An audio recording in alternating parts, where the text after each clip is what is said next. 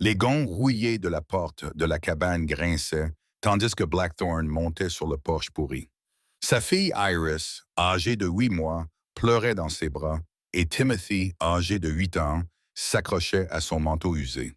Derrière eux, toute la famille Blackthorn se tenait en demi-cercle comme des vautours, leur voiture de luxe garée sur le chemin de terre. Roderick Blackthorn, le frère aîné de son défunt mari, renversa la tête en arrière en riant. Regardez ce palais, tout le monde. Le somptueux héritage de notre chère belle-sœur.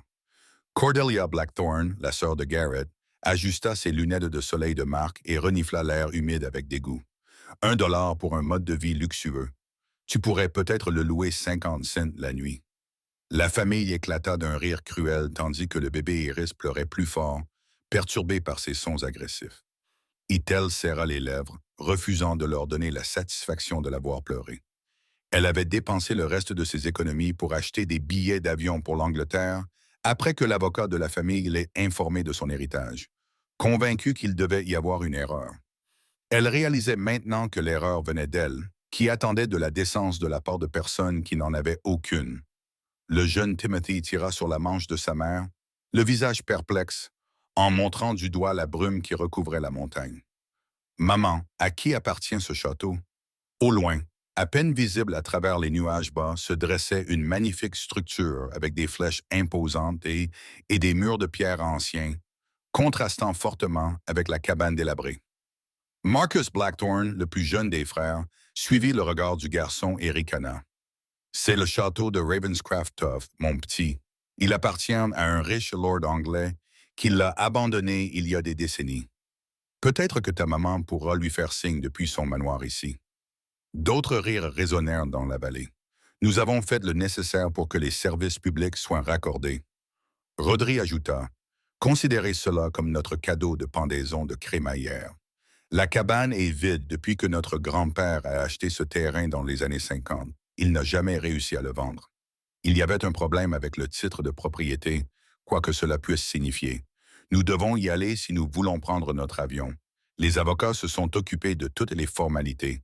La cabane vous appartient officiellement. Ethel, profitez de votre nouveau royaume, votre majesté, lança Roderick alors qu'ils remontaient dans leur véhicule de luxe. Le convoi de voitures disparut sur la route de montagne. Ethel resta seule avec ses enfants, luttant contre les larmes qui menaçaient de couler. L'énormité de sa situation s'abattit sur ses épaules. Elle se trouvait dans un pays étranger avec 2 jeunes enfants, presque sans argent et sans nulle part où aller. Elle poussa la porte de la cabane. Contre toute attente, elle était en chêne massif malgré son apparence et s'ouvrait péniblement grâce à des gonds qui n'avaient pas été huilés depuis des décennies. À l'intérieur, des grains de poussière dansaient dans les rayons de soleil qui filtraient à travers les fenêtres cassées, révélant un espace à la fois meilleur et pire que ce à quoi elle s'attendait. Au moins, c'est sec, murmura-t-elle, en posant le porte-bébé d'Iris sur ce qui semblait être l'endroit le plus propre du sol. Le bébé avait enfin cessé de pleurer et clignait des yeux avec curiosité en découvrant son nouvel environnement. La pièce principale était plus grande que prévu, avec une immense cheminée en pierre qui semblait étrangement grandiose pour une habitation aussi modeste. On dirait une maison de pionnier sortie de mon livre d'histoire, observa Timothy. Il passa sa petite main sur le mur en bois, mais super vieille. Il se mit immédiatement au travail, trouvant un vieux balai dans un coin et s'attaquant aux toiles d'araignée qui pendaient du plafond comme des rideaux de dentelle. Timothy l'aida en ramassant les débris et en les transportant dehors.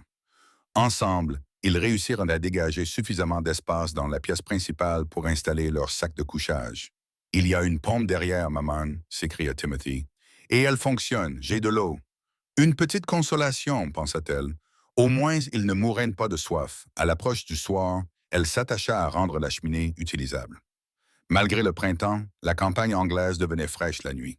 Elle trouva du bois sec empilé dans un appentis et fit bientôt crépiter un petit feu dans l'âtre.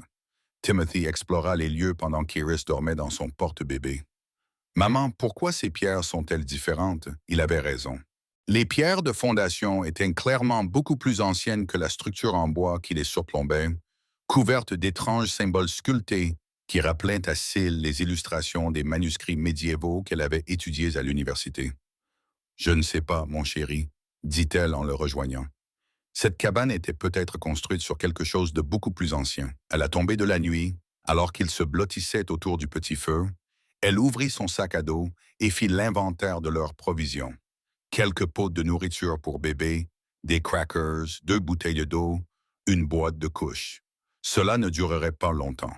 Demain, elle devrait trouver la ville la plus proche et décider de la marche à suivre. Tout ira bien, dit-elle à Timothy.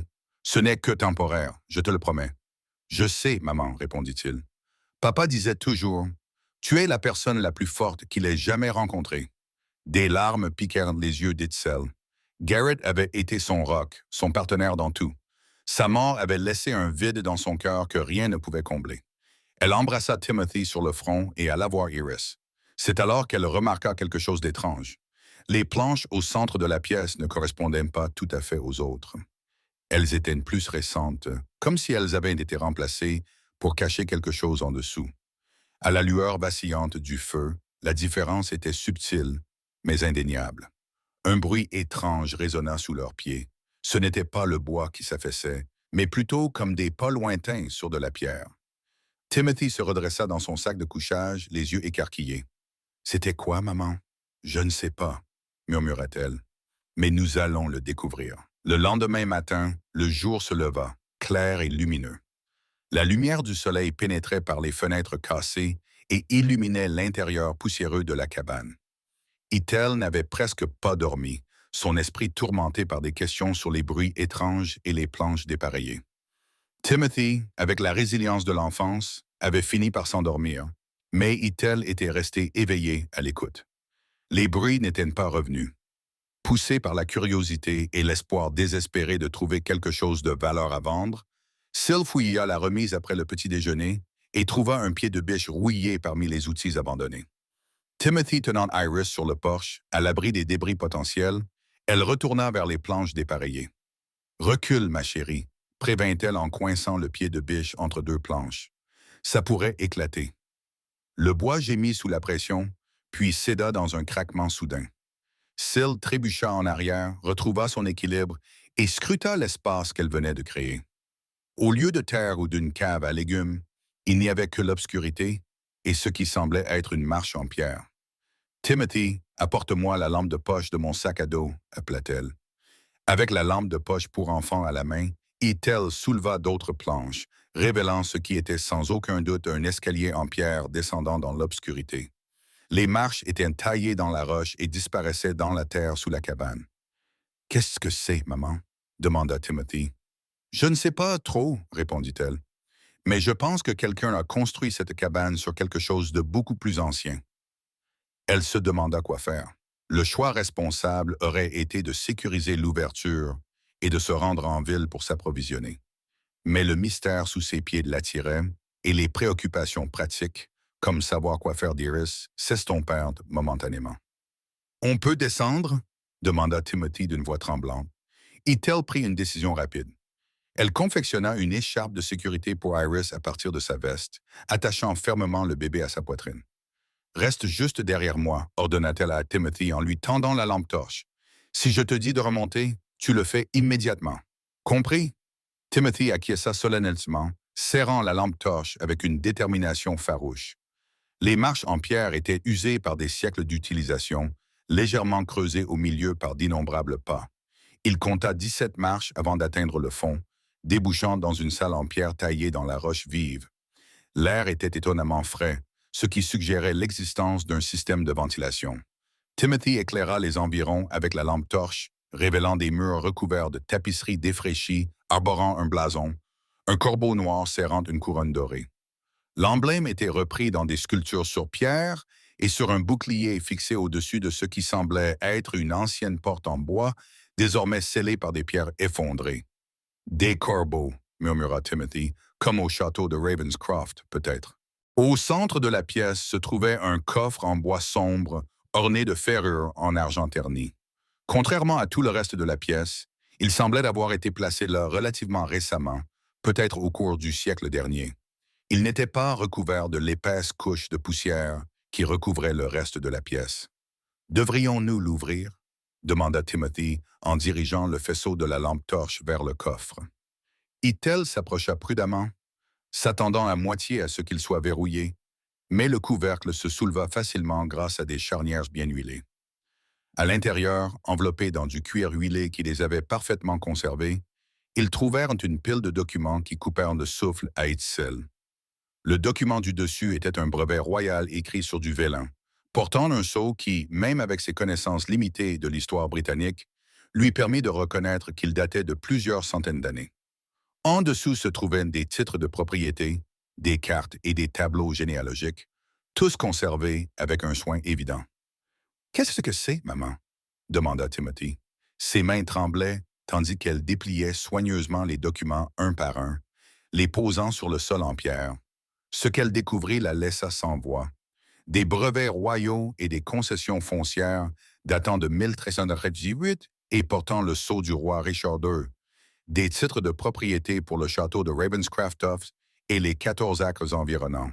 Une généalogie complète de la famille Blackthorne remontant jusqu'aux chevaliers croisés. Une carte topographique montrant les passages souterrains reliant le site de la cabane Cardinal au château. Et au fond du coffre, une enveloppe moderne sur laquelle était simplement écrit « À ma bien-aimée Syl ». Elle reconnut immédiatement l'écriture de Garrett et des larmes lui montèrent aux yeux. Les doigts tremblants, elle ouvrit l'enveloppe et déplia la lettre qu'elle contenait. « Ma chère Itel », commençait la lettre, écrite dans l'écriture familière de Garrett. « Si tu lis ceci, c'est qu'ils t'ont donné ce qu'ils considèrent comme sans valeur. La vérité se trouve sous tes pieds. L'héritage de nos enfants t'attend de l'autre côté de la vallée. Mais vos frères et ma sœur ne savaient rien de notre véritable héritage. Mon grand-père le leur a caché, craignant leur cupidité. C'est maintenant à toi de récupérer ce qui appartient de droit à nos enfants. Ne fais confiance à personne de ma famille. Toutes les preuves dont tu as besoin sont ici. Je t'aime pour toujours, Garrett. » Elle serra la lettre contre son cœur. Un sanglot s'échappa de ses lèvres. Même depuis l'au-delà, Garrett les protégeait. Mais qu'est-ce que tout cela signifiait? Elle regarda à nouveau les documents étalés devant elle, dont elle comprenait peu à peu les implications. « Timothy, murmura-t-elle, je pense que ton père essayait de nous dire quelque chose de très important à propos de ce château. » Le lendemain matin, Itzil se réveilla avec une nouvelle détermination. Elle avait passé la moitié de la nuit à étudier les documents à la lueur du feu, son esprit tourmenté par leurs implications. Si ce qu'elle avait découvert était vrai, et les preuves semblaient indéniables, alors la cruelle plaisanterie des Blackthorne s'était retournée contre eux de manière spectaculaire. Après un petit déjeuner composé de crackers et de la dernière bouteille d'eau, Itel rangea les documents les plus importants dans son sac à dos, attacha Iris dans son écharpe de fortune et partit avec Timothy à travers la vallée et en direction du château de Ravenscraft. Les anciennes cartes de la propriété indiquaient un chemin direct qui traversait les bois, réduisant le trajet à un peu moins de 3 kilomètres. « Est-ce qu'on va vraiment au château, maman? » demanda Timothy. L'aventure lui avait considérablement remonté le moral. « Oui, confirma-t-elle. » Le chemin déboucha des bois sur une route bien entretenue. Ce qu'elle découvrit la coupa le souffle. Le château de Ravenscraft n'était pas abandonné, contrairement à ce qu'avait prétendu Marcus. Il était magnifiquement entretenu, avec des jardins soignés et un flux constant de visiteurs faisant la queue à l'entrée. Des bus touristiques étaient garés sur un parking moderne et des panneaux dirigeaient les visiteurs vers une boutique de souvenirs et un café. « Est-il ouvert au public? » demanda Timothy. « On dirait, » murmura-t-elle en s'approchant de l'entrée principale, où une billetterie avait été installée contre les anciens murs de pierre. À l'entrée, une plaque en laiton attira son attention. On pouvait y lire « Château de Ravenscraft, géré par Ashworth Heritage Management. Propriété privée contestée depuis 1953. Visite quotidienne disponible. » Elle fixa les mots « propriété contestée ». Cela correspondait parfaitement à ce qu'elle avait découvert dans les documents. Une bataille juridique avait éclaté pendant la Seconde Guerre mondiale, lorsque le dernier héritier connu était mort sans enfant. D'après les tableaux généalogiques, le grand-père de Garrett était l'héritier légitime, mais il n'avait jamais fait valoir ses droits, préférant commencer une nouvelle vie en Amérique. Une femme d'une cinquantaine d'années s'approcha, un bloc-notes à la main, regardant Syl et les enfants avec curiosité. Elle portait un blazer sur mesure avec un badge nominatif qui l'identifiait comme le Dr. Helena Ashworth. « Puis-je vous aider? » demanda-t-elle. Si vous êtes ici pour la visite, les billets sont disponibles au guichet. Commença-t-il avec hésitation. Je suis ici au sujet de la situation de propriété mentionnée sur votre plaque. Il s'agit d'une question juridique complexe traitée par nos avocats à Londres. Si vous êtes journaliste, je ne le suis pas, l'interrompit-il. Je m'appelle Ethel Blackthorne. Mon défunt mari s'appelait Garrett Blackthorne, et je pense que lui, ou plutôt nos enfants, sommes les héritiers légitimes de Ravenscraft-Toft. Blackthorne, ce nom est certainement lié à l'histoire du château, mais nous avons reçu de nombreuses revendications au fil des ans. J'ai des documents, dit Ethel. Lorsque le Dr. Ashworth vit l'ancienne charte royale et les titres de propriété, son sang-froid professionnel se fissura. Elle a failli laisser tomber son bloc-notes et leur a rapidement fait signe de la suivre hors de la zone publique. Mon Dieu, a-t-elle murmuré une fois qu'ils se sont trouvés dans son bureau privé, examinant les documents à l'aide d'une loupe de bijoutier qu'elle a sorti du tiroir de son bureau. Ceux-ci sont authentiques. Le sceau de cire, le vieillissement du parchemin, la composition de l'encre, tout correspond aux documents de la fin du 14e siècle.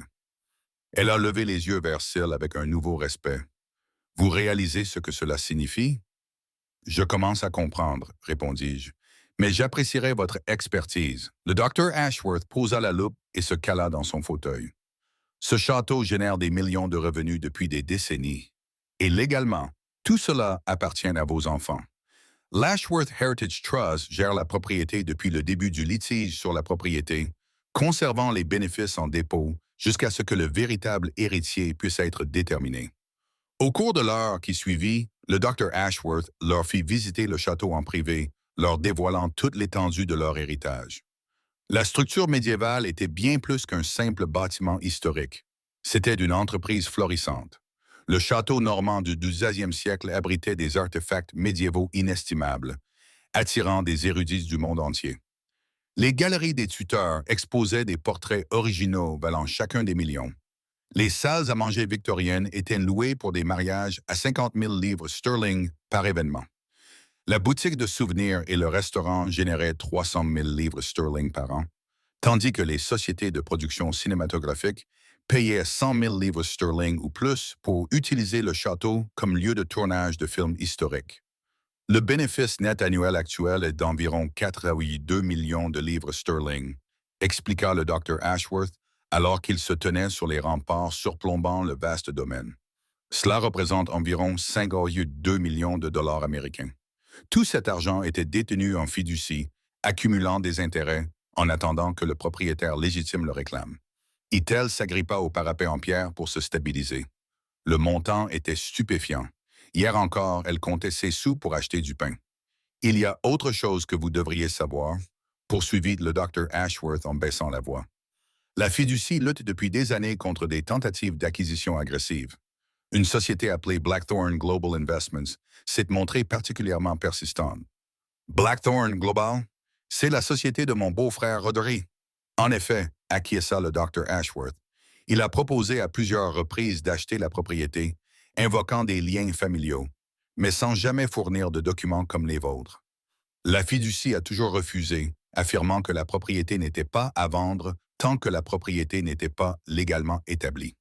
Il savait, murmura-t-elle. Roderick connaissait le lien entre le château et notre famille. C'est pour cela qu'il m'a donné la cabane. Il pensait que les documents avaient été perdus ou détruits.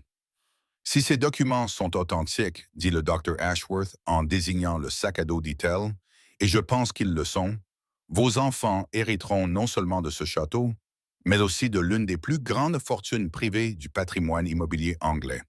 Timothy, qui avait été inhabituellement silencieux pendant la visite, tira sur la manche de sa mère. « Ça veut dire qu'on est plus pauvre, maman. » Avant qu'elle n'ait pu répondre, son téléphone sonna pour signaler l'arrivée d'un message. C'était le premier depuis leur arrivée en Angleterre et l'activation de l'itinérance internationale. Il s'agissait d'un SMS provenant d'un numéro inconnu. « Je vous ai vu au château. Grosse erreur. Certaines choses devraient rester enfouies. Nous emmènerons les enfants pour leur propre sécurité. » Syl sentit son sang se glacer lorsqu'elle montra le message au Dr. Ashworth, dont le visage pâlit. « Je pense que le directeur du patrimoine a dit que nous devrions appeler immédiatement mon avocat et peut-être aussi la police. » La nouvelle se répandit comme une traînée de poudre dans le milieu de la gestion du patrimoine. Le soir venu, les camions des chaînes d'information locales s'étaient rassemblés devant les portes du château et le lendemain matin, l'histoire avait atteint les médias internationaux. Une veuve américaine découvre la fortune d'un château, titrait un journal. D'une cabane à 100 millions de dollars à un château, proclamait d'un autre. Le Dr. Ashworth avait insisté pour que Syl et les enfants restent dans les appartements privés sombres du château, habituellement réservés aux dignitaires en visite. C'est plus sûr ici, avait-elle expliqué. Syl était reconnaissante de cette protection, surtout après le SMS menaçant. La police avait pris la menace au sérieux, l'avait consignée et avait renforcé les patrouilles autour du château. Le troisième jour, exactement comme l'avait prédit le Dr. Ashworth, la famille Blackthorne descendit dans la vallée comme un essaim de sauterelles. Roderick arriva dans un hélicoptère qui atterrit sur l'ancien terrain de joute du château. Le courant descendant menaçait les rosiers soigneusement entretenus. Cordelia et Marcus suivirent dans un convoi de SUV noirs accompagnés d'une équipe d'avocats vêtus de costumes coûteux et tenant des maillettes en cuir. Depuis la sécurité du bureau du Dr. Ashworth, elle les regarda à travers la fenêtre s'approcher de l'entrée principale, ne riant plus comme il l'avait fait à la cabane. « Dois-je les rencontrer? » demanda le Dr. Ashworth. « Non, répondit-elle. Laissez-les parler à votre équipe juridique. Je ne me fais pas confiance, j'ai peur de dire quelque chose que je regretterai. » Le Dr. Ashworth acquiesça. C'est une sage décision. Les avocats enregistreront tout. Plus tard dans l'après-midi, les images de vidéosurveillance montrèrent Rodri dans la salle de conférence du château, le visage rouge de colère, en train de frapper sur la table antique. « C'est manifestement un canular, déclara-t-il aux avocats et aux administrateurs du château réunis. Ces documents sont des faux. Ma famille fait des recherches sur notre généalogie depuis des années. Il n'y a aucun château dans notre lignée. » L'une des avocates du Trust Ashworth, une femme aux cheveux argentés et au regard pénétrant, fit glisser un dossier sur la table. Voici les rapports d'authentification préliminaire de 3 experts indépendants. Les documents sont authentiques et datent exactement des périodes qu'ils prétendent représenter. De plus, nous avons trouvé des preuves corroborantes dans les archives du comté.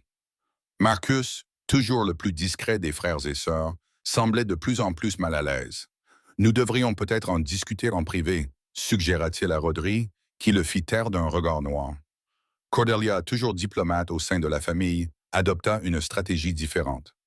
Lorsque la confrontation juridique ne donna aucun résultat, elle s'adressa au personnel du château, prenant sa voix la plus compatissante pour quiconque voulait bien l'écouter. « Nous sommes très inquiets pour l'état mental de Syl. » Elle s'adressa ainsi à un jardinier qui n'avait aucune idée de qui elle était. « Le chagrin peut pousser les gens à croire à des choses impossibles. Nous voulons seulement aider notre chère belle-sœur à obtenir l'aide professionnelle dont elle a besoin. » Ces paroles parvinrent à sa cellule par l'intermédiaire du personnel du château, qui avait déjà formé un cercle protecteur autour de la nouvelle dame du château et de ses enfants. Timothy était devenu une sorte de mascotte pour les guides touristiques, qui se faisaient un plaisir de lui enseigner l'histoire de ses ancêtres représentés dans la galerie de portraits, mais les Blackthorne n'en avaient pas fini. Ce soir-là, Syl reçut un appel de l'avocat de la famille aux États-Unis. « Madame Blackthorne, je suis tenu de vous informer que mes clients ont déposé une demande de garde d'urgence pour Timothy et Iris, affirmant que vous souffrez de délire et que vous mettez les enfants en danger en les entraînant en Angleterre dans une caravan. Est-elle failli laisser tomber le Dustel Phone? Ils font quoi? La demande affirme que vous êtes mentalement instable, que vous vivez dans une cabane délabrée sans eau courante et que vous refusez toute aide professionnelle. Ils demandent la garde temporaire jusqu'à ce qu'une évaluation psychologique complète puisse être effectuée. La bataille juridique avait commencé pour de bon, avec des millions en jeu et les Blackthorne prêts à utiliser même ses enfants comme des pions. Le Dr. Ashworth trouva son portable posé sur le sol du luxueux appartement d'amis. Des larmes coulaient sur son visage tandis que Timothy essayait de la réconforter. « Tout va bien se passer, maman, » répétait-il. Le Dr. Ashworth s'agenouilla à côté d'eux. « Votre fils était plus sage que la plupart des adultes que je connais, » dit-elle. Et il a raison. Les Blackthorne sont terrifiés parce qu'ils viennent de réaliser qu'ils ont gaspillé une fortune à cause de leur propre cruauté. Elle l'aida à se relever, mais nous ne les laisserons pas gagner. J'ai appelé le professeur Edmund Whitmore. C'est le plus grand expert britannique en généalogie historique et en analyse ADN. Si quelqu'un peut fournir une preuve définitive de la revendication de vos enfants, c'est bien lui. Mais la demande de garde, commença-t-il, la voix brisée, est sans fondement et ne résistera pas à un examen minutieux, lui assura le Dr. Ashworth. Surtout une fois que le monde aura vu où vous vivez réellement, dit-elle en montrant du doigt l'appartement somptueux. Mais nous devons agir rapidement.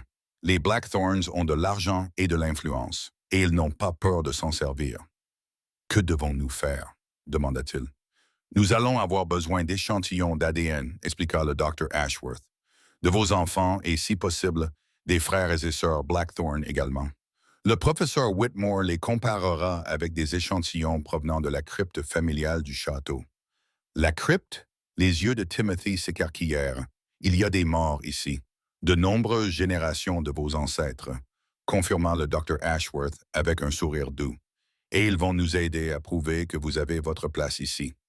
Pendant qu'ils élaboraient leur plan, les frères et sœurs Blackthorn se réunirent dans le luxueux hôtel qu'ils avaient réquisitionné dans le village voisin. Roderick faisait les 100 pas dans la pièce, un verre de whisky à la main. « Cela ne peut pas arriver, » fulmina-t-il. « Cette croqueuse de diamants ne peut pas voler ce qui nous appartient. » « Nous devrions peut-être envisager un accord, » suggéra Cordelia. « Si les documents sont authentiques, ce n'est pas possible, » explosa Roderick. « Et même s'ils le sont, qui peut affirmer que les morveux de Garrett sont les héritiers légitimes? Pour autant que nous le sachions, elle l'a peut-être trompé. Nous devrions exiger des tests de paternité. » Marcus, qui regardait par la fenêtre le château se découpant sur le ciel du soir, parla sans se retourner. « Et si nous nous étions trompés depuis le début? Et si grand-père était au courant pour le château et nous l'avait délibérément caché? » Le verre de Roderick se brisa contre le mur près de la tête de Marcus. « Ne t'avise pas de suggérer cela. Nous sommes les vrais Blackthorn. Cette femme et ses enfants ne sont rien. » Alors que Marcus essuyait le whisky sur sa manche, un portier de l'hôtel frappa à la porte, livrant une enveloppe portant le sceau de l'Ashworth Heritage Trust. À l'intérieur se trouvait une invitation officielle. Le conseil d'administration de l'Ashworth Heritage Trust a le plaisir de vous inviter demain à 10 heures au château de Ravenscroft pour une présentation généalogique par le professeur Edmund Whitmore concernant la détermination définitive des héritiers légitimes de Ravenscroft. Cordelia parcourut l'invitation, puis leva les yeux vers ses frères avec inquiétude. « On dirait qu'ils ont trouvé quelque chose de concluant. »« Ou alors ils bluffent, » rétorqua Roderick. « Appelez notre équipe de relations publiques. Nous devons contrôler cette affaire avant qu'elle ne dégénère. » Le professeur Edmund Whitmore arriva au château de Ravenscroft à l'aube. C'était un homme trapu, aux cheveux blancs ébouriffés, qui dégageait une énergie digne d'une personne 2 fois plus jeune que ses 70 ans. Il transportait du matériel spécialisé dans des valises en aluminium et était accompagné de 2 étudiants diplômés qui le traitaient avec un respect particulier. « Dr. Ashworth, ravi de vous revoir, » s'exclama-t-il. « Et voici sans doute Madame Blackthorn et les jeunes héritiers. » Il sourit à Ethel et aux enfants. « Une histoire remarquable, tout simplement remarquable. J'ai hâte d'en savoir plus. » Syl trouva son enthousiasme étrangement réconfortant après plusieurs jours de tension. « Merci d'être venu, professeur. Je crois comprendre que vous êtes le meilleur dans votre domaine. »« Oh, le meilleur, » acquiesça-t-il. « J'ai examiné les documents que vous m'avez envoyés et ils sont extraordinaires. Les tableaux généalogiques sont particulièrement détaillés, ce qui est assez inhabituel pour l'époque, mais les documents peuvent être falsifiés, même de manière experte. L'ADN, en revanche, ne ment jamais. » Au cours des heures qui suivirent, le professeur Whitmore et son équipe installèrent un laboratoire mobile dans l'une des salles modernisées du château. Ils ont prélevé des échantillons de salive sur Timothy et Iris, les cataloguant soigneusement dans des conteneurs stériles. « Passons maintenant aux échantillons ancestraux, » a annoncé le professeur, les conduisant par un escalier en colimaçon vers la crypte du château. Timothy s'est accroché à la main de Sel lorsqu'ils sont entrés dans la salle fraîche et faiblement éclairée, située sous la chapelle du château. Des sarcophages en pierre bordaient les murs, chacun portant l'emblème du corbeau couronné et des inscriptions datant de plusieurs siècles. « Nous n'aurons pas besoin de déranger les restes, » les assura le professeur Whitmore, en s'approchant d'une vitrine scellée contenant des artefacts. Lors des travaux de restauration dans les années 1980, des échantillons de cheveux et d'os ont été conservés de plusieurs membres clés de la lignée, dont le 12e comte de Ravenscraft-Toft, décédé en 1897. D'après vos tableaux généalogiques, il serait l'ancêtre direct de vos enfants. Pendant que le professeur travaillait, le Dr. Ashworth fit une mise à jour discrète. Les Blackthorne ont confirmé leur présence à la présentation. Ils ont amené leur propre expert, un généalogiste de l'Université Columbia, mais je ne m'inquiète pas. La réputation d'Edmund est inattaquable. À 10 heures précises, les frères et sœurs Blackthorne sont arrivés.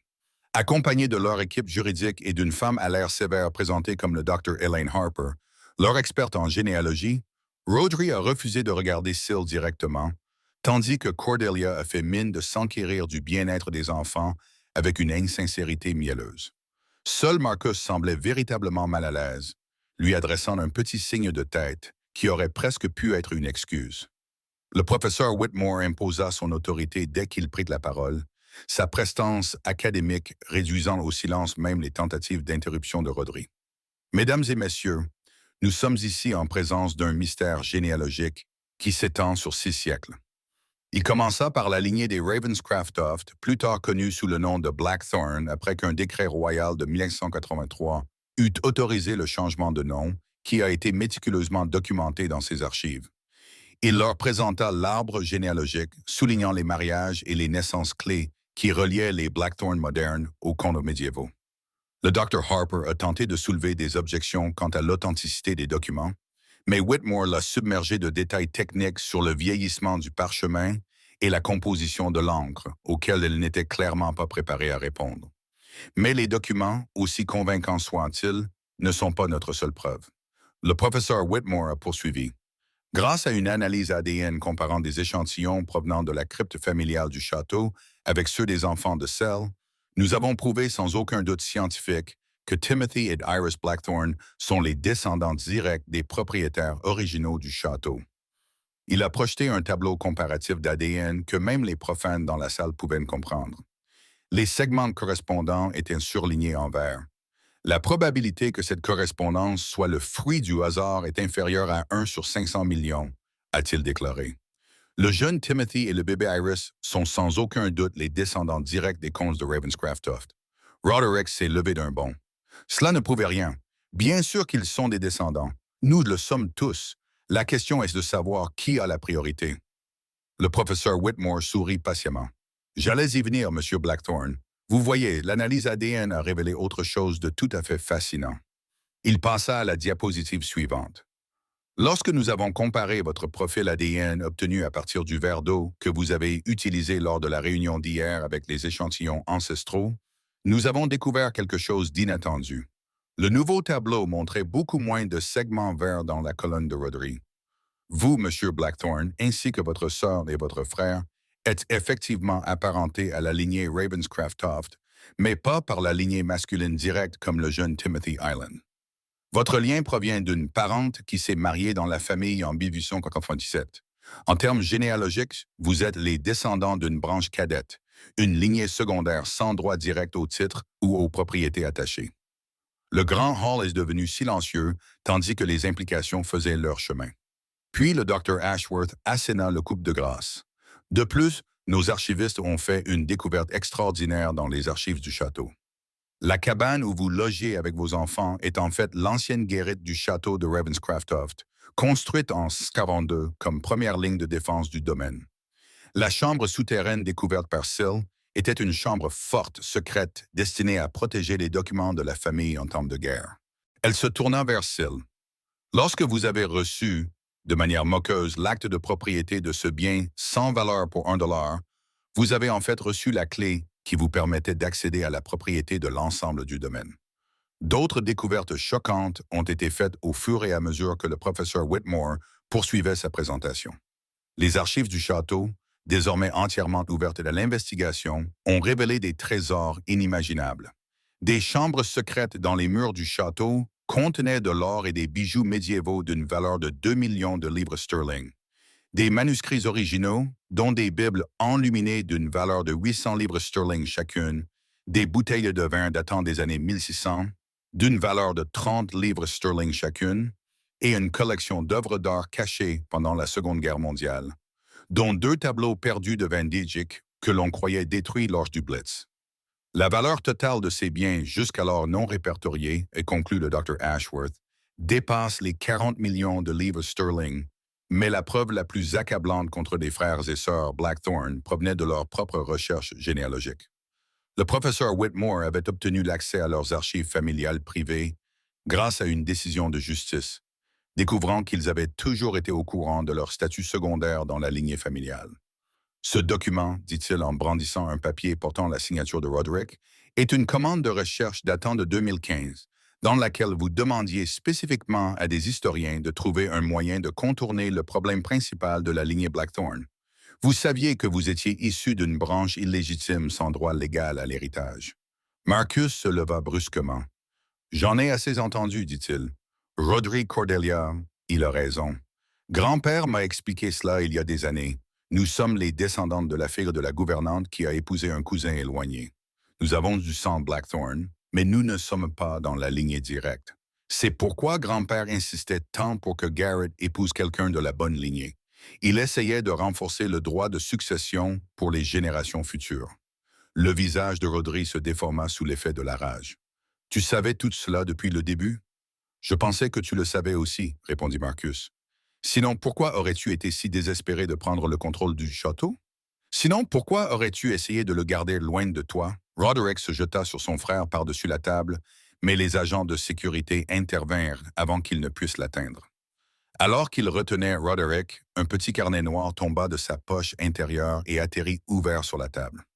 Le docteur Ashworth le ramassa et écarquilla les yeux en parcourant les pages. Ce sont des registres de transactions immobilières, dit-elle. Des propriétés appartenant à des parents âgés de Blackthorne, toutes transférées à Blackthorne Global Investments. Elle leva les yeux vers Roderick, qui avait cessé de se débattre contre les agences de sécurité. Ses parents savaient-ils qu'ils cédaient leurs biens à votre entreprise? Le silence qui suivit fut une réponse suffisante. Je pense que le Dr. Ashworth a dit que nous devrions ajourner cette réunion et contacter les autorités compétentes. Il semble que nous soyons en présence d'une preuve de fraude, en plus de la menace d'une action en justice contre Mme Blackthorne. Alors que les frères et sœurs Blackthorne étaient escortés hors de la grande salle, Roderick et Cordelia furieux, Marcus la tête baissée, Timothy tira sur la manche de selle. « Maman, murmura-t-il, cela signifie-t-il que le château nous appartient vraiment maintenant? » Elle s'agenouilla pour regarder son fils dans les yeux, consciente que leur vie avait changé irrévocablement en l'espace d'une seule matinée. « Il semble que oui, mon chéri, mais plus important encore, nous avons découvert la vérité sur la famille de ton père. La vraie vérité. » Le professeur Whitmore rangea son équipement, rayonnant de satisfaction. « La généalogie ne concerne jamais uniquement le passé, Madame Blackthorne, fit-il remarquer. Elle permet de comprendre qui nous sommes dans le présent. Vos enfants sont les véritables héritiers de Ravenscraft-Toft, non seulement par le sang, mais aussi par leur caractère. Votre défunt mari serait fier, dit-il alors qu'il se tenait dans le grand et de ce qui était désormais confirmé être la maison ancestrale de ses enfants. Elle sentit la présence de Garrett plus fortement qu'elle ne l'avait fait depuis sa mort. La question était maintenant de savoir ce qu'elle allait faire de ce royaume inattendu qui lui était tombé dessus et comment protéger ses enfants de ceux qui tenteraient encore de le leur enlever. Au fur et à mesure que le procès se déroulait au cours des semaines suivantes, Ethel se retrouva au centre d'une tempête qui dépassait largement la question de la propriété du château de Ravenscraft-Toft. Ce qui avait commencé comme un simple litige successoral s'était transformé en une enquête internationale couvrant 2 continents. L'avocate d'Ethel, Meredith Chambers, une redoutable plaideuse mise à disposition par l'Ashworth Trust, avait demandé la communication des documents financiers des frères et sœurs Blackthorne dans le cadre de leur défense contre la demande de garde. Ce qu'elle découvrit était accablant. Les frères et sœurs Blackthorne avaient systématiquement escroqué des parents âgés pendant des années, expliqua Meredith lors d'une réunion privée dans la bibliothèque du château. Ils utilisaient des documents falsifiés pour réclamer des héritages qui ne leur appartenaient pas légitimement.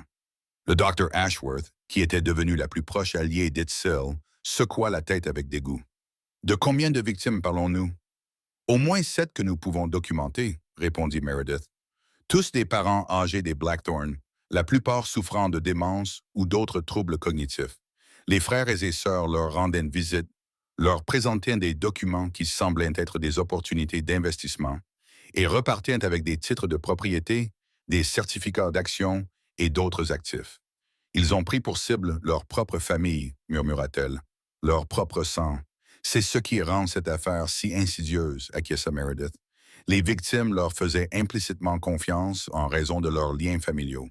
J'ai transmis toutes ces informations au FBI. Ils ont ouvert une enquête. En quelques jours, la division des crimes à une col blanc du FBI avait dépêché des agents pour interroger les frères et sœurs Blackthorne qui s'étaient retirés dans leur hôtel du village. Les relevés bancaires obtenus grâce à des mandats fédéraux ont montré qu'ils avaient volé plus de 3,2 millions de dollars à des fiducies familiales et à des parents âgés dans 3 États. L'enquête a rapidement pris de l'ampleur. Les enquêteurs spécialisés dans les crimes financiers des autorités américaines et britanniques collaborant au-delà des frontières. Les avoirs des Blackthorne ont été gelés et leurs passeports confisqués afin d'éviter tout risque de fuite. Pendant ce temps, l'affaire concernant la garde des enfants s'est effondrée aussi spectaculairement qu'elle avait été intentée.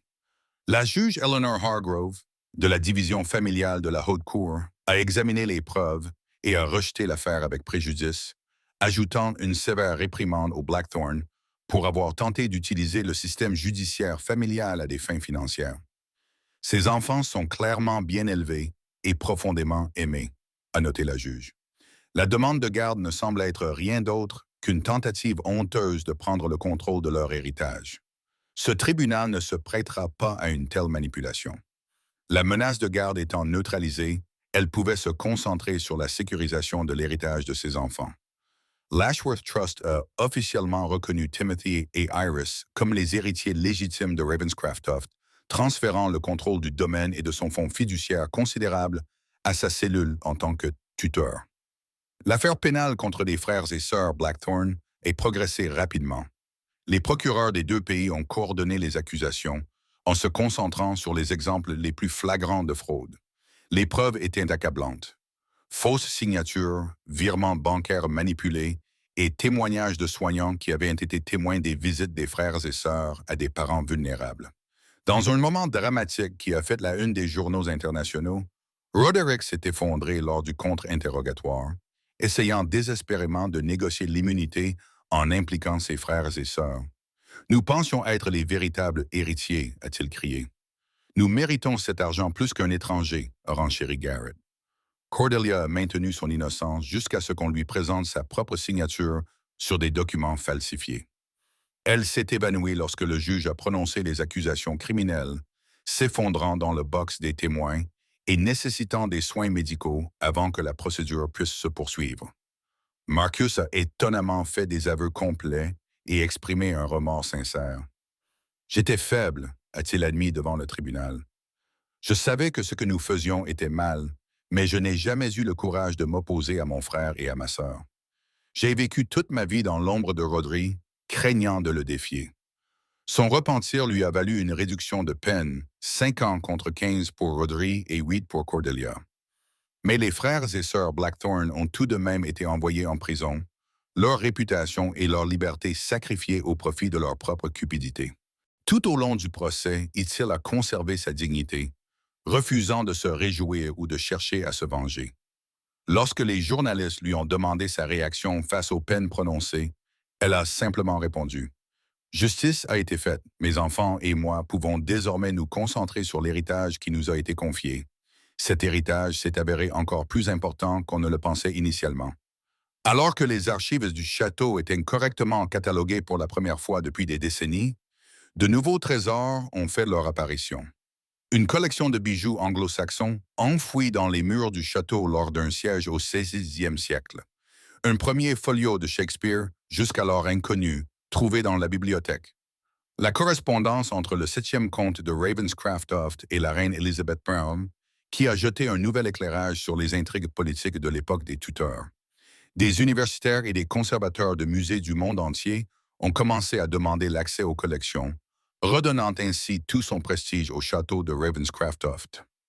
Le tourisme a augmenté de 300% lorsque l'histoire dramatique de l'infirmière américaine qui a hérité d'un château s'est répandue dans les médias internationaux. Malgré tout, Syl est restée concentrée sur la création d'un foyer stable pour ses enfants.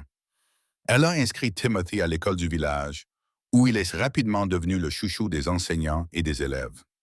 La petite Iris s'épanouissait également, faisant ses premiers pas dans la roseraie du château sous le regard attentif du personnel, qui était rapidement devenu comme une famille élargie.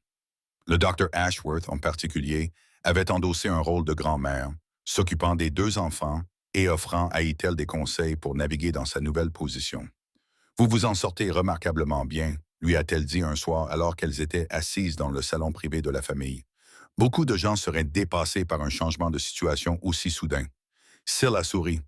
J'ai passé ma vie à m'adapter à des circonstances indépendantes de ma volonté, a-t-elle répondu. Le système d'accueil vous apprend la résilience, à défaut d'autre chose. La différence aujourd'hui, c'est que je peux enfin offrir une véritable stabilité à mes enfants. Mais la stabilité ne signifiait pas pour autant que les difficultés étaient terminées, alors que les procès pénaux contre les Blackthorns touchaient à leur fin. Des informations inquiétantes lui parvinrent par l'intermédiaire de Meredith. D'anciens associés de Rodri avaient été vus dans le village, posant des questions sur la sécurité du château. Une voiture inconnue avait été aperçue garée le long du périmètre du domaine pendant des heures.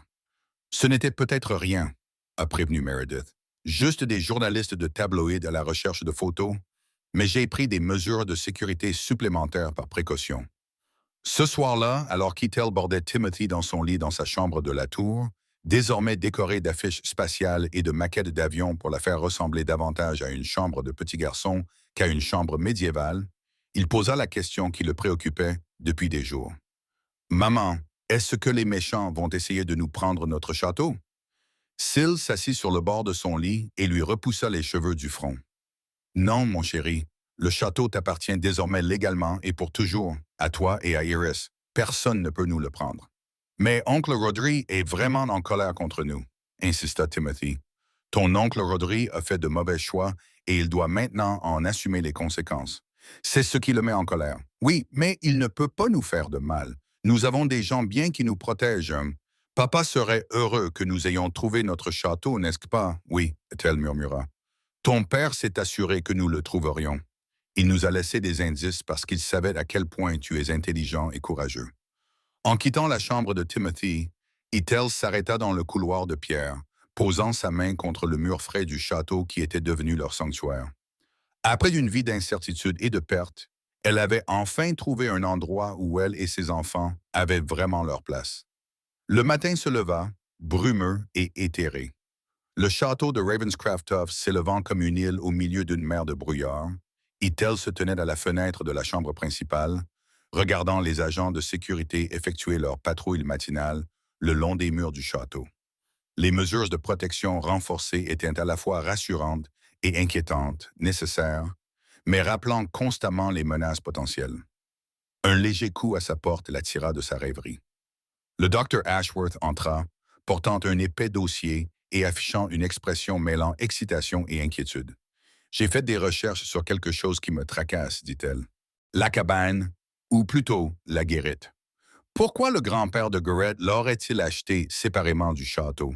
Et pourquoi conserver les documents de famille là-bas plutôt que dans les archives du château? » Syl lui fit signe de s'asseoir. Je me suis posé la même question. Cela semble être un endroit étrange pour cacher des documents aussi importants. Exactement. Le docteur Ashworth étala des photographies sur la table. Des vues aériennes du domaine à différentes époques.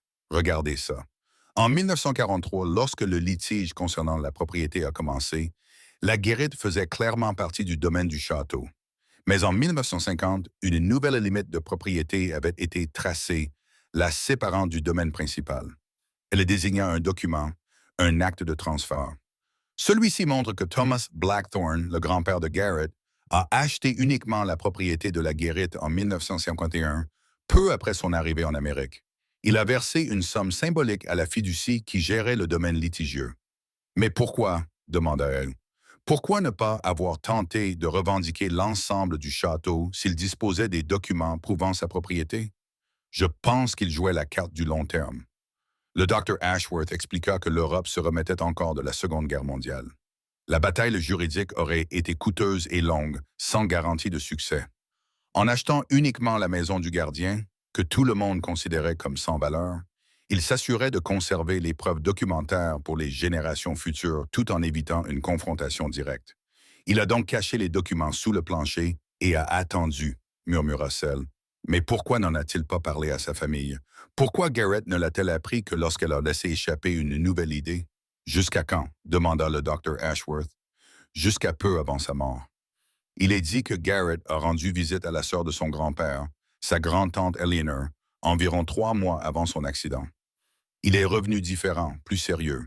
Il a commencé à faire des recherches sur l'histoire de sa famille, passant des heures sur des sites web consacrés à la généalogie. Eleanor Blackthorne est toujours en vie. Elle a 94 ans et vit dans une maison de retraite en Virginie. Je l'ai trouvée en retraçant les liens familiaux. Vous pensez qu'elle a parlé à Garrett du château, des documents dans la guérite? Cela expliquerait le timing, confirma le docteur Ashworth. Et il y a autre chose. D'après le registre des visiteurs de sa maison de retraite, Roderick est rendu visite à Eleanor 2 semaines après Garrett, puis 2 autres fois avant la mort de Garrett. Tu penses que la mort de Garrett n'était pas un accident? Je pense que nous devons parler à Eleanor Blackthorne. Et nous devons faire très attention à ce que personne ne sache ce que nous faisons. En quelques heures, un plan s'est cristallisé. Le docteur Ashworth se rendrait en Virginie pour interroger Eleanor en personne, sous prétexte de recueillir des témoignages oraux pour les archives du château. Itel resterait à Ravenscraftoff avec les enfants. Maintenant, une routine normale pour ne pas éveiller les soupçons. Meredith Chambers, qui avait rejoint leur cercle de confiance, a pris des mesures de sécurité supplémentaires, subtiles et difficiles à détecter. Le personnel du château a été soumis à un contrôle plus approfondi. Les registres des visiteurs ont été examinés et l'école de Timothy a été informée des procédures renforcées pour venir chercher les enfants. Nous sommes probablement trop prudents, a reconnu Meredith. Mais à l'approche de l'audience de détermination de la peine, la tension est forte. Nous ne pouvons pas être trop prudents. Les 5 jours suivants se sont écoulés avec une lenteur insupportable. Itel conservait son calme en apparence pour le bien de Timothy, mais intérieurement, elle était à bout de nerfs. Chaque nuit, elle vérifiait et revérifiait les serrures des chambres des enfants, reconnaissante pour les murs épais du château et ses pointes d'accès limitées. Le soir du 5e jour, le docteur Ashworth revint, l'air épuisé mais triomphant. Elle rencontra sa cellule dans la salle de conférence sécurisée qu'ils avaient installée dans l'ancienne salle de guerre du château, au cœur du donjon normand.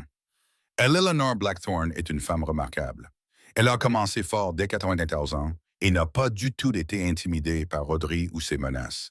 Elle a confirmé nos soupçons et même plus. Le docteur Ashworth a diffusé un enregistrement de l'entretien. La voix d'Eleanor était faible mais claire, son accent de Virginie toujours prononcé malgré des décennies de cours d'élocution dans la haute société. Bien sûr, j'ai parlé à Garrett de son héritage. C'était son droit de naissance. Thomas, mon frère, m'avait fait promettre de n'en parler qu'à l'héritier direct, et seulement lorsque le moment serait venu. Lorsque Garrett m'a rendu visite l'année dernière et m'a parlé de ses enfants, j'ai su que le moment était venu. La lignée directe allait se poursuivre. Le docteur Ashworth a avancé rapidement dans l'enregistrement pour passer à une autre partie importante. Roderick était furieux lorsqu'il a découvert que j'avais parlé à Garrett, et il a exigé de savoir ce que je lui avais dit. Comme je refusais de parler, il a menacé de me faire déclarer incapable et de me placer dans un établissement, affirmant qu'il prendrait le contrôle de mes affaires pour mon propre bien. Mais j'ai survécu à des hommes plus intelligents que mon petit-neveu. Je ne lui ai rien dit. Il y avait d'autres détails sur l'histoire de la guérite. Comment Thomas avait découvert la chambre secrète lors d'un voyage en Angleterre pendant son enfance. Comment il avait méticuleusement conservé les documents alors même qu'il se construisait une nouvelle vie en Amérique. Il avait toujours eu l'intention de récupérer le château, expliqua Eleanor. Mais la guerre éclata, puis vinrent les problèmes financiers. Il mourut en pensant avoir échoué, mais il me fit promettre de veiller sur la lignée directe. Lorsque Garrett épousa cette charmante infirmière, j'étais ravi. Elle possède la force dont les Blackthorne ont toujours eu besoin. A-t-elle dit quelque chose au sujet de la mort de Garrett? Demanda Sil. Le docteur Ashworth acquiesça. Elle ne croit pas qu'il s'agisse d'un accident. Garrett l'avait appelé la veille au soir, tout excité par une découverte qu'il avait faite dans ses recherches généalogiques. Il lui avait dit qu'il allait confronter Roderick le lendemain. C'était la dernière fois qu'elle avait eu de ses nouvelles. Les freins de sa voiture avaient lâché. Itel avait dit que la police avait conclu à une défaillance mécanique à l'usure. Mais Garrett était très méticuleux en matière d'entretien. Il ne manquait jamais un rendez-vous chez le garagiste. Eleanor pense que Rodri a découvert l'existence de la maison du gardien, mais pas l'emplacement exact des documents. C'est pour cela qu'il vous l'a donnée. Il espérait que vous la vendriez rapidement par désespoir et qu'il pourrait la racheter par l'intermédiaire d'une société écran. Mais je ne l'ai pas vendue, murmura-t-il. Je suis resté et j'ai trouvé exactement ce qu'il cherchait. Le docteur Ashworth tendit le bras par-dessus la table et lui serra la main. Eleanor a enregistré une déclaration officielle pour les autorités. Elle a également modifié son testament pour léguer tout à vos enfants, avec vous comme tuteur. Elle est assez riche en soi. Son défunt mari a fondé une société pharmaceutique. Que faisons-nous de ces informations? A-t-elle finalement demandé. Meredith a déjà transmis l'enregistrement aux agents du FBI chargés de l'affaire de fraude. Ils enquêteront sur l'accident comme un homicide potentiel, mais cela pourrait être difficile à prouver après tout ce temps. En attendant, nous continuons à renforcer votre position. L'audience de détermination de la peine aura lieu dans 3 jours. Une fois que les Blackthorns seront officiellement emprisonnés, bon nombre de leurs ressources seront coupées, mais nous devons rester vigilants vis-à-vis de leurs associés qui pourraient agir en leur nom. Cette vigilance a porté ses fruits dès le lendemain, lorsque la sécurité a intercepté un gardien du château qui tentait d'accéder au quartier de la famille avec une carte d'accès non autorisée. Interrogé, il a admis qu'un homme correspondant à la description de l'ancien chef de la sécurité de Rodri lui avait proposé 50 $ pour placer des dispositifs d'écoute dans les chambres de celles et recueillir des informations sur ses habitudes quotidiennes. Le gardien a été arrêté et les protocoles de sécurité ont été immédiatement renforcés. L'école de Timothy est temporairement suspendue des activités en plein air, gardant les élèves à l'intérieur du bâtiment. Itel a annulé son voyage prévu à Londres, où elle devait rencontrer des experts en conservation du patrimoine. Le cercle se resserre, a observé Meredith lors d'une réunion d'urgence sur la sécurité. Nous devons partir du principe qu'ils deviennent désespérés à l'approche du verdict. Le plan qu'ils ont élaboré était d'une simplicité élégante. Plutôt que de se retrancher dans une attitude défensive, ils allaient tendre un piège en utilisant le château lui-même comme appât et comme arme. Le domaine de Ravenscraft-Toft avait survécu à des sièges, des guerres civiles et des bombardements nazis. Ces pierres anciennes avaient protégé des générations d'occupantes. Il allait désormais protéger sa nouvelle maîtresse et ses enfants. Tous les points d'entrée possibles sont désormais surveillés. Expliqua le chef de la sécurité en lui montrant le système de surveillance. Capteur de mouvement, plaques de pression, faisceaux infrarouges. Personne ne peut s'approcher à notre insu. Et les tunnels, demanda-t-il, sont scellés par des portes en acier, équipées d'alarmes et sous surveillance vidéo. Le seul accès se fait par la salle de contrôle, qui nécessite une identification biométrique. Le piège était appâté par des informations soigneusement divulguées au sujet d'une chambre forte récemment découverte contenant des documents supplémentaires sur l'héritage Blackthorn. L'histoire diffusée par le personnel du château connu pour ses commérages au pub du village suggérait que ces documents seraient catalogués la veille de l'audience de condamnation. Alors que la nuit tombait ce soir-là, Itzel était assis dans la salle de contrôle sécurisée avec Meredith et l'équipe de sécurité, regardant les écrans qui montraient chaque approche du château. Timothy et Iris avaient été secrètement transférés le matin même dans le domaine de l'Eleanor Blackthorn en Virginie, accompagnés du Dr. Ashworth et d'une équipe de sécurité privée. Peu après minuit, le chef de la sécurité annonça un mouvement au périmètre nord. 3 individus s'approchaient à travers les bois. Itel se pencha en avant, étudiant l'image thermique qui montrait 3 silhouettes se déplaçant avec une discrétion experte vers le château. Ils évitaient les chemins principaux, restant dans l'ombre des chaînes centenaires qui parsemènent le domaine. Ils se dirigent vers l'entrée du vieux prêtre, observa Meredith. Comme prévu, maintenez vos positions, ordonna le chef de la sécurité à son équipe par radio. Laissez-les entrer dans la zone de confinement. Le cœur battant, Itel regarda les intrus atteindre le mur du château et commencer à forcer l'ancienne porte à l'aide d'outils modernes. En quelques minutes, ils avaient franchi les défenses extérieures et pénétré dans le passage étroit qui les mènerait à la grande salle. Ils sont dans le couloir de confinement, confirma l'agent de sécurité. À mon signal, 3, 2, 1, exécuté. Sur tous les écrans, Syl vit les portes cachées se refermer, piégeant les intrus dans un couloir de pierre sans issue. Des lumières inondèrent de momentanément l'espace, aveuglant les hommes, et des agents de sécurité en tenue tactique surgirent de leur position dissimulée. L'opération fut terminée en quelques secondes. Les intrus, l'ancien chef de la sécurité de Rodri et 2 hommes engagés ayant une formation militaire, furent désarmés et maîtrisés sans qu'un seul coup de feu ne soit tiré. Nous les avons attrapés, dit Meredith, et la police a déjà arrêté l'avocat de Rodri, qui attendait dans une voiture à 1 kilomètre de là. Son téléphone contient des SMS ordonnant explicitement aux hommes d'éliminer le problème de façon permanente. Elle s'affaissa dans son fauteuil, envahie par un sentiment de soulagement. « C'est fini alors? » « Oui, confirma Meredith. C'est la preuve dont nous avions besoin. Des accusations de tentative de meurtre seront ajoutées à l'affaire de fraude. Rodri ne reverra pas la liberté avant des décennies, voire jamais. Et mes enfants seront en sécurité, murmura-t-elle. La salle d'audience se tut tandis que le juge Malcolm Harrington s'apprêtait à rendre son verdict. Le procès des frères et sœurs Blackthorne avait captivé l'imagination du public pendant des semaines, avec une couverture médiatique quotidienne et une foule devant le palais de justice qui avait nécessité des mesures de sécurité supplémentaires.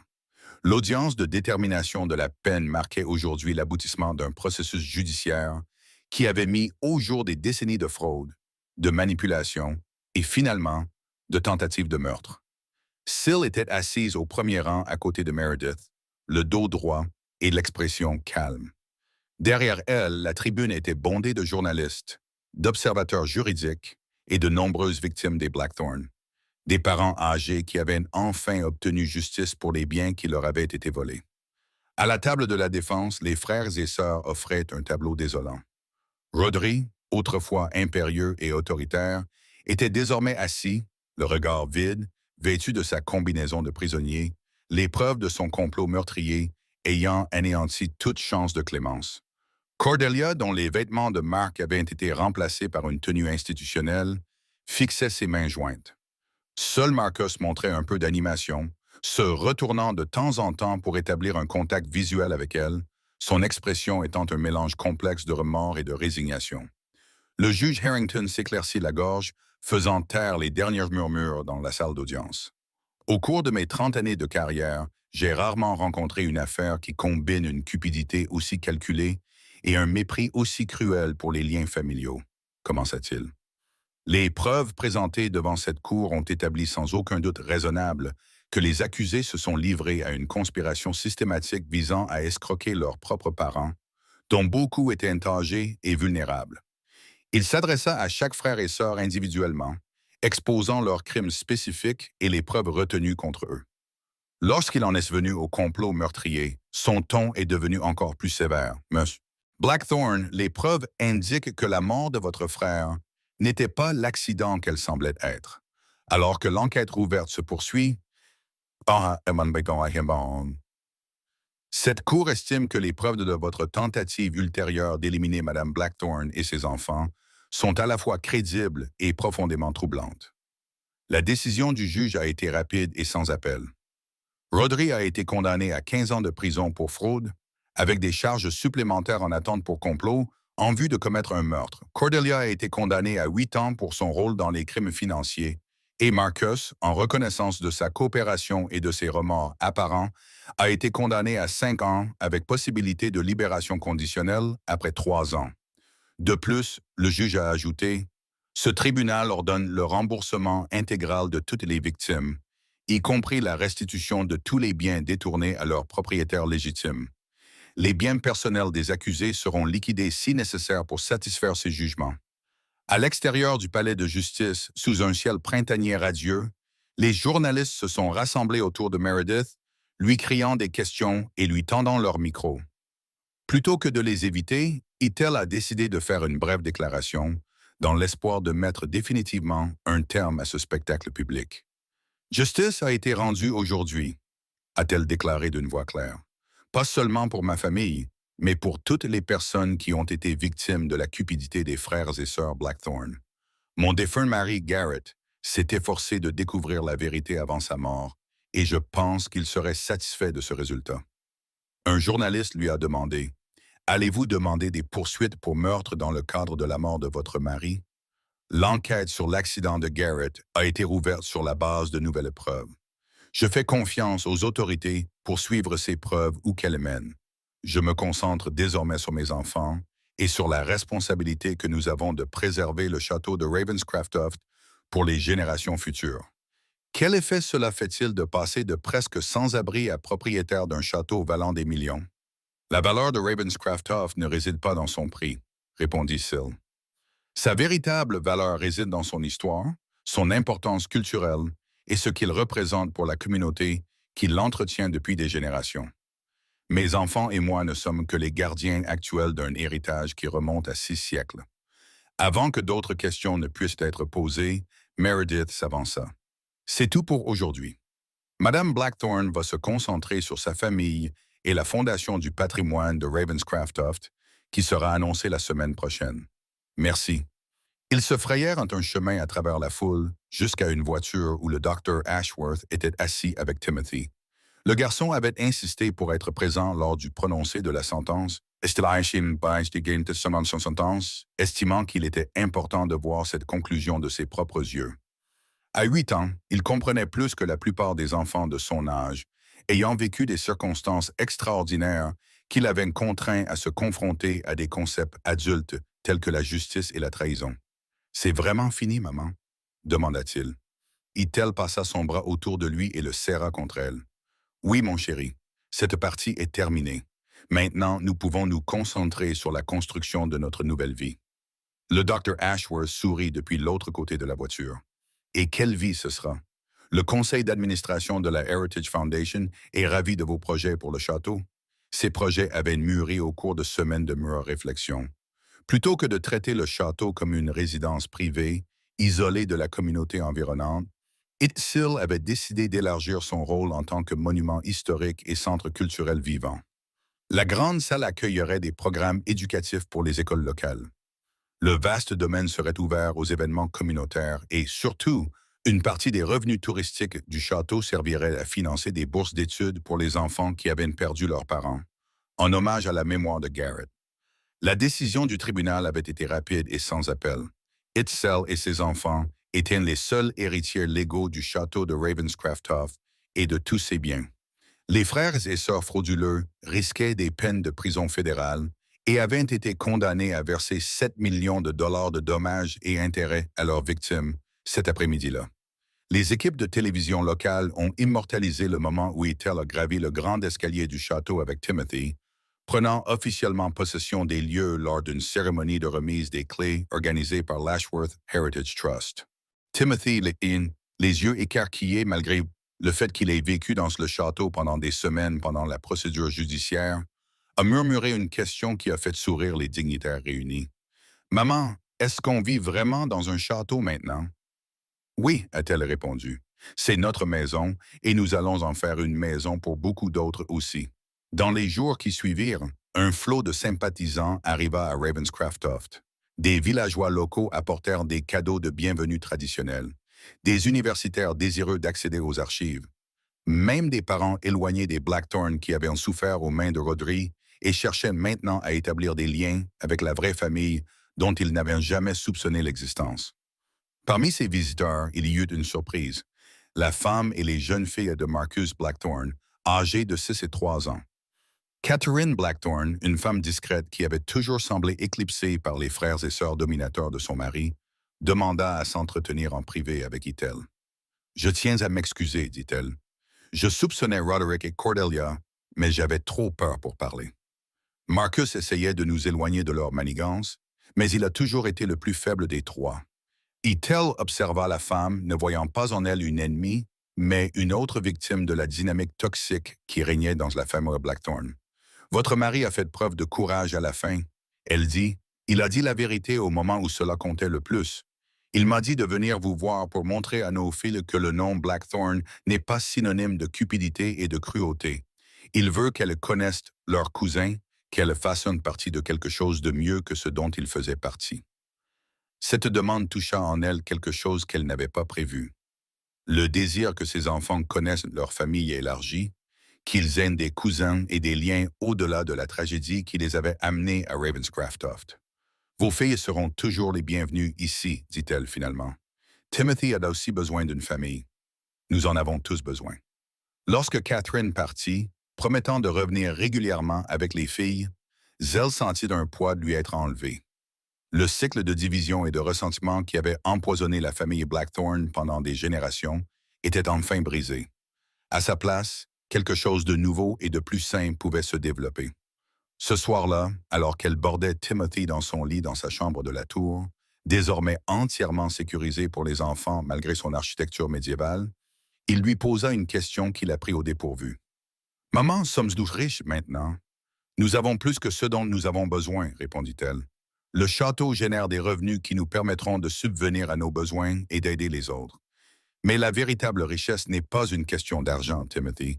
C'est avoir un foyer, des gens qui t'aiment et la possibilité de changer le monde. Papa serait heureux de cette bourse, n'est-ce pas? Aider des enfants comme moi qui n'ont pas leurs deux parents. Très heureux, Elgreed. Orkel le fermait sa porte, la laissant entr'ouverte comme il le préférait. Ethel s'arrêta dans le couloir en pierre, submergé par le chemin parcouru. Du bord du sans-abrisme à la gestion d'un domaine historique, de l'isolement au centre d'une communauté, de victimes à vainqueurs, le parcours semblait presque aussi fantastique que les contes de fées qu'elle avait autrefois lus à Timothy. Mais contrairement aux contes de fées, leur histoire ne se terminerait pas par « ils vécurent heureux et eurent beaucoup d'enfants ». Il y aurait des défis à relever, des responsabilités à assumer, un héritage à honorer.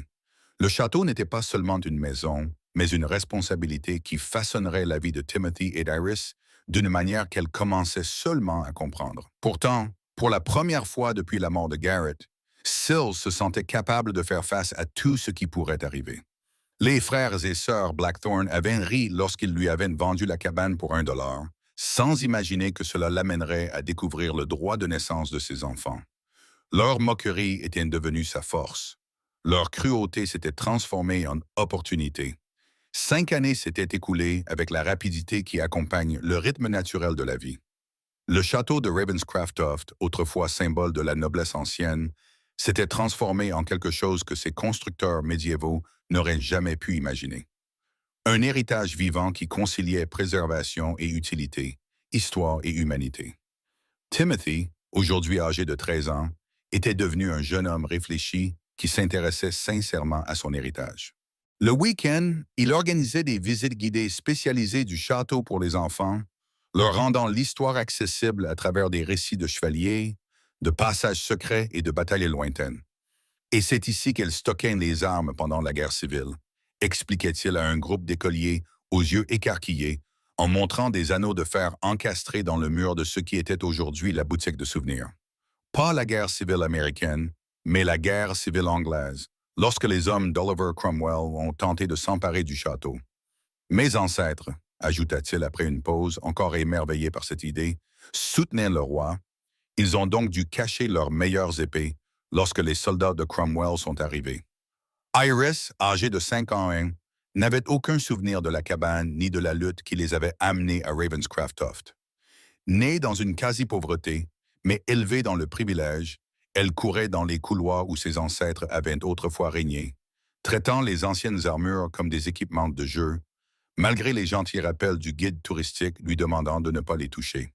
« Attention, mademoiselle Iris !» cria Albert, le guide en chef qui travaillait au château depuis 40 ans. « Désolé, monsieur Albert, répondit-elle, déjà en train de courir vers le prochain trésor historique qui avait attiré son attention. Avec les cheveux bruns de son père et l'esprit déterminé de sa mère, Iris était le cœur vivant du château, apportant des rires enfantins dans des pièces restées silencieuses pendant des siècles. Elle avait grandi dans son rôle d'intendante de Ravenscraft, avec une grâce qui impressionnait même les membres les plus traditionnels des cercles patrimoniaux britanniques. Sous sa direction, le château avait conservé son intégrité historique tout en devenant un centre d'éducation et de vie communautaire. La cabane se trouvait toujours de l'autre côté de la vallée, mais elle l'avait restaurée pour rappeler ses humbles débuts. Le toit avait été remplacé, les fenêtres réparées et l'intérieur rénové pour servir de petit musée, racontant l'histoire de la guérite du château et son rôle essentiel dans la préservation de l'héritage des Blackthorn. Le Dr. Helena Ashworth, aujourd'hui âgée d'une soixantaine d'années, mais toujours pleine de vie, était restée directrice du patrimoine du château et était devenue comme une membre de la famille Blackthorn.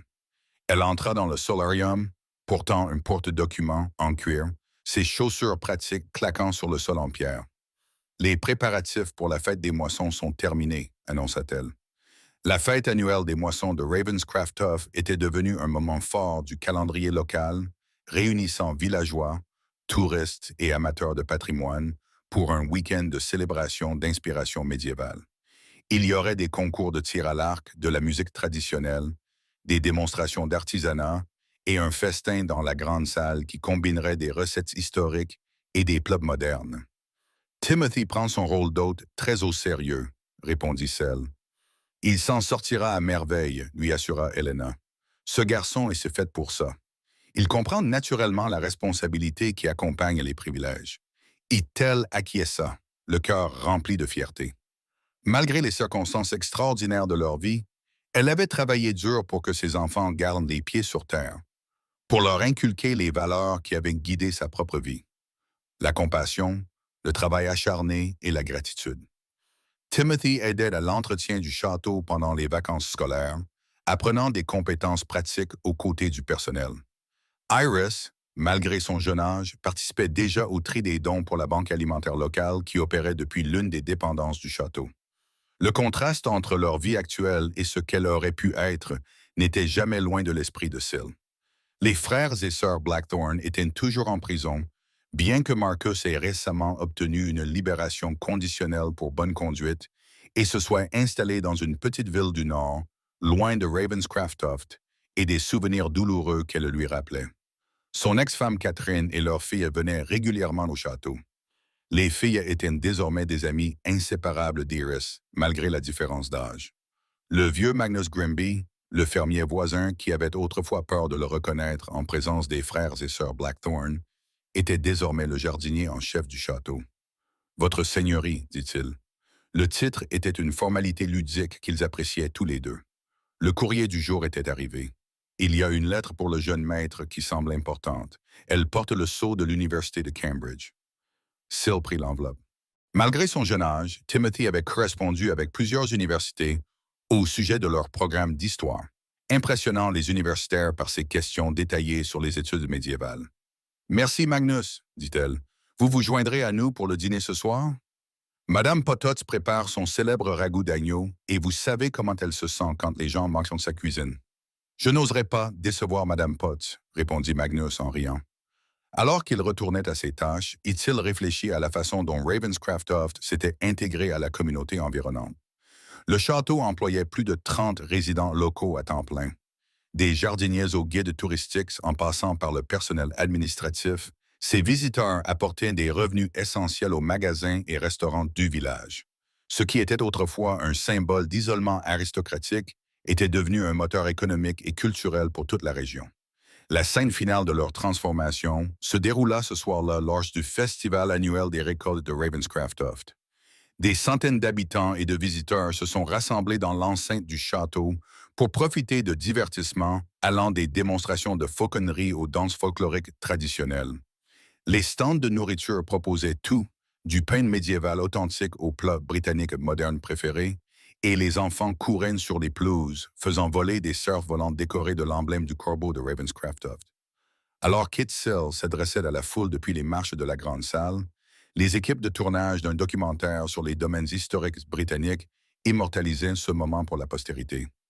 Derrière elle se tenaient Timothy et Iris, vêtus d'une tenue semi-formelle qui rendait hommage à la tradition tout en restant adaptée à leur âge. « Bienvenue à Ravenscraft », a-t-elle commencé, sa voix portant jusqu'à la foule attentive. « Il y a 5 ans, lorsque mes enfants et moi sommes arrivés ici, nous étions étrangers à cette terre et à ses traditions.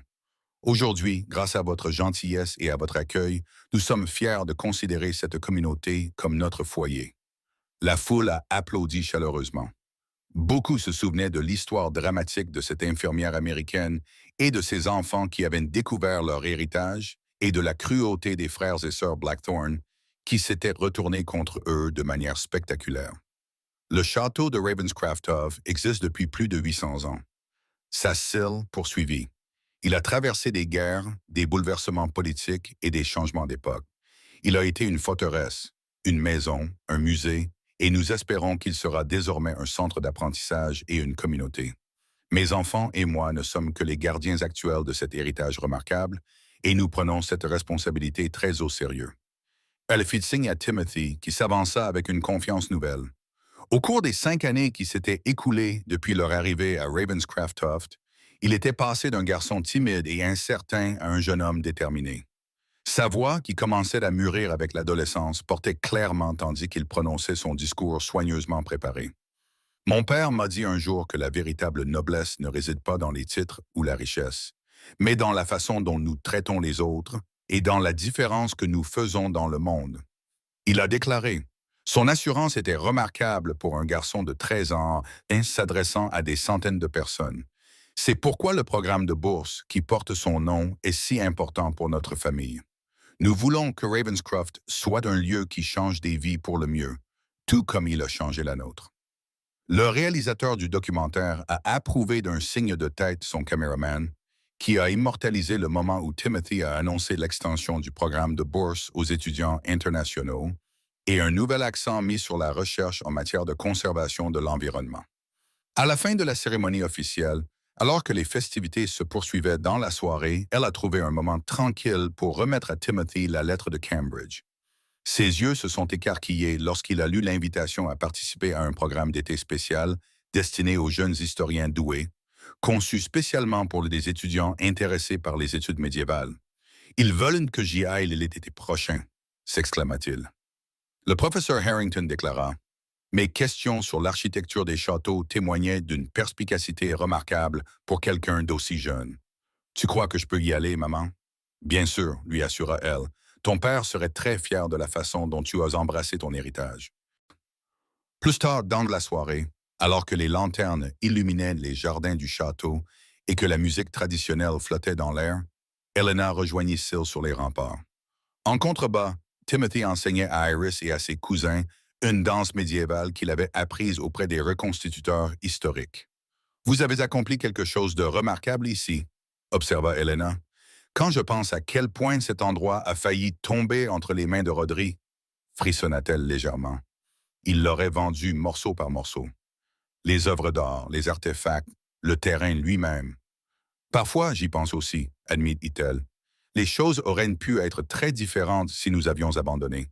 Si nous avions vendu la cabane par désespoir, mais tu ne l'as pas fait, lui rappela Helena.